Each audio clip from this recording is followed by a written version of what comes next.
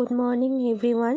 আমি সাধারণত ব্লগ করি না, তোমাদের সঙ্গে একটা জাস্ট মনে হলো একটা মিনি ব্লগ শেয়ার করি, তাই শেয়ার করলাম।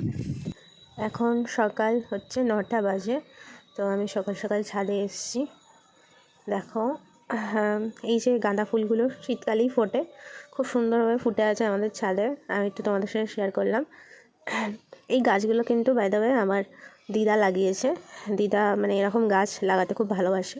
তো কী সুন্দর লাগছে গাঁদা ফুলগুলো, দেখো। তো আজকে ভাবলাম সকাল সকাল একটু ছাদে উঠি, ভাল লাগছিলো ওয়েদারটা, তাই ছাদে উঠেছিলাম।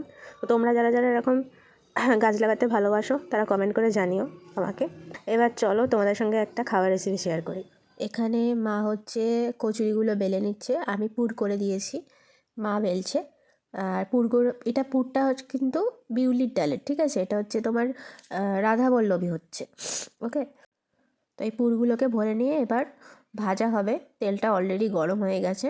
তো চলো, আমি ভাজি সবসময় বাড়িতে কচুরি লুচি হলে, তো কচুরিগুলো মানে রাধাবল্লভীগুলো আবার ভেজে নিই, গরম গরম তেলে ভাজছি। তো রাধাবল্লভী কমপ্লিট।